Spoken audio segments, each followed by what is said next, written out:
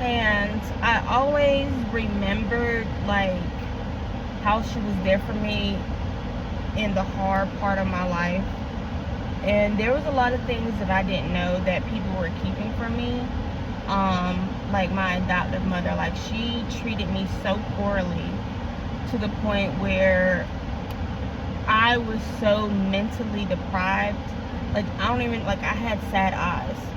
Like to the point where it was like there was no life in my eyes because I felt stuck. I felt so depleted, and so much was taken from me.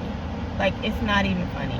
Like as I thought about it, getting older and stuff, and started dealing with all the trauma, and I really don't talk about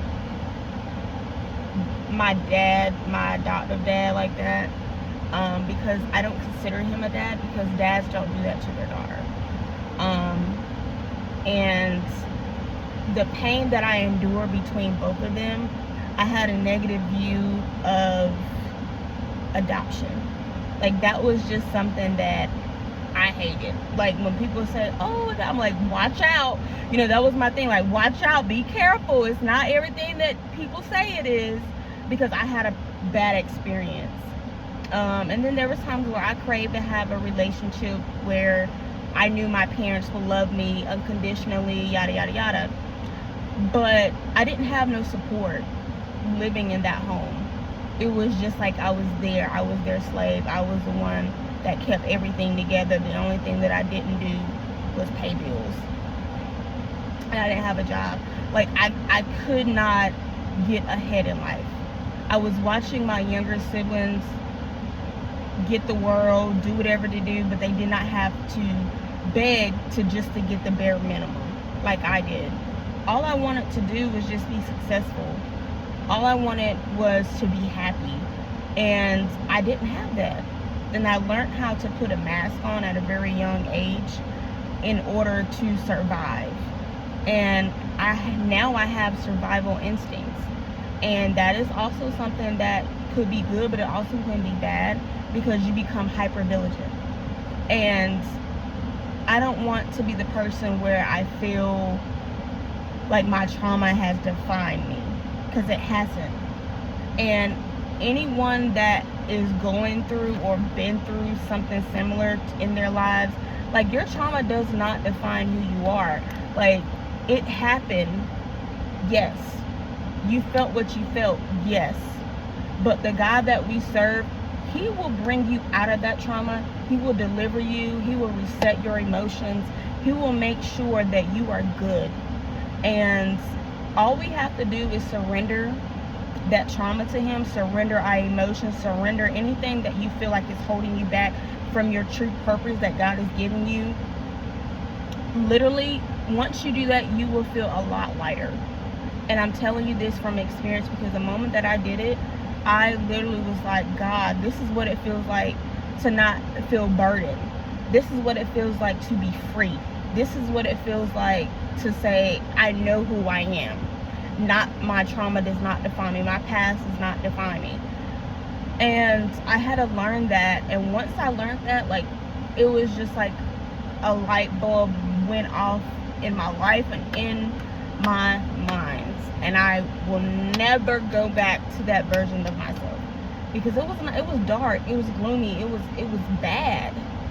And I don't wish that on my worst enemy, to go through that at such a young age and feel like you're nothing. And I had so much anger in my heart, like it's not even funny. Like the anger that I had, it was devilish. It was devilish. Like to the point where it was just like, am I one of them seeds that the devil created? Because I was holding on to resentment. I was holding on to hurt. I was holding on to so many negative things in my life that happened to me. I was stagnant in my relationship with God. I was stagnant in my growth as a person. I was stagnant in anything that you could possibly think of. I was stagnant in it. And I felt like they took everything from me. The only thing that they could not take was my education. And eventually it was like I had to go back into fight flight mode. And when I did that, it was, I had to pick and choose either to be homeless or to go to school and be both. You know what I'm saying? And I felt like I could always go back to school, and that's what I'm doing now. And I could just focus on what was in front of me one step at a time. And I lived my life. Was it good? Was it bad? God knows. Some things were good, some things were bad. The bad kind of outweighed the good. And does it affect me sometimes? Yes, it does. Because that's just part of the game. Like, it's going to affect you, but as long as you don't sit in it and you ask God to transform your mind so you're able to do the things that He has set you out to do. And I don't care what it is, give God His glory. When you wake up in the morning, like the video I put out yesterday, when you wake up every morning and you see the things that He has done for you, that's how much love He has for you. Like, He created all this for us. Not to destroy it, not to make Him feel like we thank you, like you owe us. No, He don't owe us nothing. He's doing out the kindness of His heart because He loves us. And if He loves us that much, come on, man. You already know you're going to be good. Like, that's just self-explanatory. But sometimes when we are lacking in other areas, we tend to forget the small victories that are in our life because we're too focused on the things that are negative. And that comes from our past, our trauma, or whatever. Until you heal from that, you're going to be bleeding on other people. People are going to be getting the backlash from what those people that hurt you. And that's unfair to them, and that's unfair to you. Because you got to learn how to take your power back. In order for you to take your power back, give it to God. Give it to God. Because you are much worth than that. Like, your worth is so much better than that. And I'm telling you, like, the things that I endured as a child or as an adult, it shaped me in a positive manner. Because if I never went through any of that, I never would be able to get up here and tell you my story. And when I say that I went through domestic violence situations, yes, that did happen. To the point where I felt like I was reliving all my trauma all over again because I was triggered in so many different ways. Like, my life was threatened so many different times. From here to here to here, I felt like I was destined to be nothing. I was destined to live the life that I was living. Like, I started accepting it. And did I become numb? Absolutely. I was hurting. Okay? And you still smile on my face. Because that was part of how I coped. I had to smile, I had to laugh, I had to do something to help me feel better than what I was at one point in time in my life. And when I started getting the healing that I needed, everything changed. Everything changed. And it was like gradually. It wasn't consistent at first because me being hard-headed, me not thinking that it was going to work, all the things. But until I actually surrendered and gave that to God, and I said, okay, Lord, I'm willing to do it your way. You said get healing, this is what I'm doing. I know it's a long road before recovery, but guess what? At least I'm taking one foot in front of the other. I don't care if it takes me five years. As long as I got Jesus right by my side, I know I'll be okay. I'd rather be in the dark with Jesus than the light with a stranger who does not mean me no good. And I had to submit everything to Him. I said, God, I'm going to let you write this story, and I'm not going to pick the pen back up. There were times where I put stuff on the altar, but like, you know what, let me just tweak that a little bit. Let me just turn it over. I'll give it back to you when it's almost there. He was like, I love you. All right. What would have took me 5 years with Jesus took me 10, 15 years with me. So I was holding my own growth up because I wanted to keep picking up that pen. I wanted to alter every little detail my way. And that was not cool. That was not fun. I was causing myself more pain than I should have been. But God loved me so much. He loved me enough not to keep me where I was.